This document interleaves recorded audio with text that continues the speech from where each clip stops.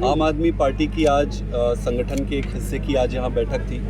इस बैठक का प्रमुख उद्देश्य गांव में एक एक्टिविटी शुरू कर रहे हैं, सम्मान समारोह। तो हमारे गांव की जितनी भी कमेटीज़ थी उनके सम्मान समारोह का कार्यक्रम शुरू करेंगे और इसके साथ साथ गांव में कमेटी के साथ साथ बहुत सारी जो गांव में एक्टिविटीज़ होनी है उस एक्टिविटी से संबंधित ही आज मीटिंग थी। ओवरऑल मोटे तौर पर मैं एक ही चीज़ कहना चाहता हूँ कि हरियाणा में आम आदमी पार्टी के संगठन की जो स्थिति है वो बहुत मजबूत हो गई है। आज देश में आप सबसे मजबूत संगठन में अगर आप काउंट करोगे तो हरियाणा के संगठन को आप काउंट कर सकते हो। और ये सिर्फ आम आदमी पार्टी के परिप्रेक्ष्य में नहीं कह रहा हूँ, किसी भी पार्टी के संगठन को आप उठाकर देख लें। सबसे खास बात हमारे संगठन की ये होती है कि हमारे लोग साधारण लोग होते हैं, सारे साधारण आम जनता के बीच से लीडर होते हैं। कोई छल, कोई कपट नहीं, कोई द्वेष नहीं, कोई भाव नहीं, एक ही मात्र उद्देश्य है कि कैसे बदलाव लाएं।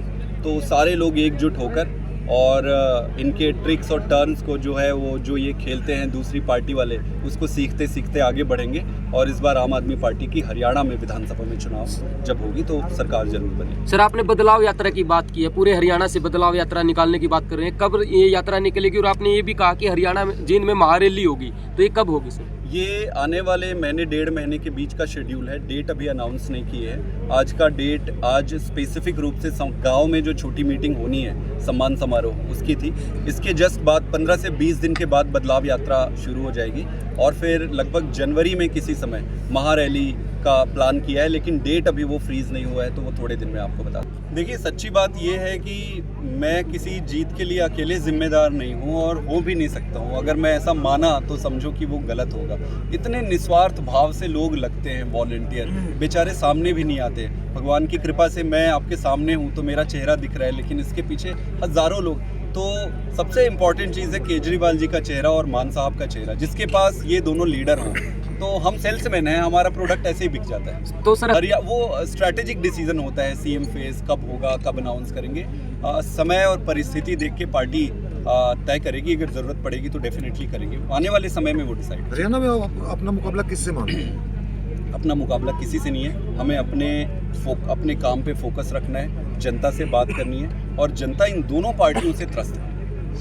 जनता इन दोनों पार्टियों से त्रस्त है। जनता बदलाव को वोट देगी, केजरीवाल को वोट देगी। बाकी इन दोनों पार्टियों को आप देखो, सबको हरियाणा की जनता ने मौका दिया है। भाई कांग्रेस ये नहीं कह सकती कि मौका नहीं दिया है, भाई भाजपा भी नहीं कह सकती कि मौका नहीं दिया है, भाई दूसरी पार्टी वाले भी नहीं कह सकते। सभी पार्टियों को बारी बारी मौका दे दिया है और किससे हमारा टक्कर होगा वो समय तय करेगा। दूसरे नंबर पे कोई भी आए, हमें क्या लेना देना है, हमें तो पहला आना है। नहीं, आप तो ऐसी स्थिति में आप कांग्रेस से अपना मुकाबला कैसे लेंगे? क्यों मुकाबला नहीं करेंगे? विधानसभा में मुकाबला करेंगे और हराएंगे कांग्रेस को। आप नोट करके रख लो। देखिए, इंडिया गठबंधन लोकसभा चुनाव के लिए किया गया है। आज राजनीति में ये स्पष्ट समझना पड़ेगा। अभी कई राज्यों में विधानसभा के भी चुनाव हुए। हमारी जितनी शक्ति थी, जितनी सामर्थ्य थी, हमने अलग लड़ा, उन्होंने अलग लड़ा। लोकसभा में एक साथ लड़ेंगे और उसका कारण आज की राजनीतिक परिस्थिति है कि कोई भी राजनीतिक दल का खुद का अपना उसकी अस्तित्व अहमियत नहीं रखती है। देश इम्पोर्टेंट है। तो देश के सामने जो भारतीय जनता पार्टी और नरेंद्र मोदी जी ने जो चुनौती रखी है उसको निपटने के लिए सारे विपक्षी दलों को एकजुट होना पड़ेगा। लोकसभा में एक साथ लड़ेंगे इंडिया गठबंधन के तहत, विधानसभा अलग अलग लड़ेंगे। हमारी आइडियोलॉजी अलग है, हमारे रास्ते अलग हैं, हम अलग हैं, पार्टी अलग है, सब कुछ अलग है। देखिए, सुप्रीम कोर्ट भी अंत पंत में जांच एजेंसीज जो होती है उस पर ही निर्भर करती है। भाई सुप्रीम कोर्ट तो जांच करती नहीं, अंत पंत में जो जांच एजेंसियां हैं आज वो पूरी तरीके से कॉम्प्रोमाइज है। और ये मुझे कहने की ज़रूरत नहीं है, सारे आप सब सक्षम हैं, बुद्धिमान हैं, आप देख सकते हैं। सुप्रीम कोर्ट में मैटर गया है। आने वाले समय में आप सुप्रीम कोर्ट के जजमेंट को अगर आप पूरा पढ़ोगे या वीडियो देखोगे, हर आदमी को ये स्पष्ट समझ आ जाएगा कि भाई साहब चल क्या रहा है। आखिरी दिन तक सुप्रीम कोर्ट के जज साहब कहते रह गए कि इसमें एक रत्ती भर कभी करप्शन नहीं है। वो ये भी कहते सुने गए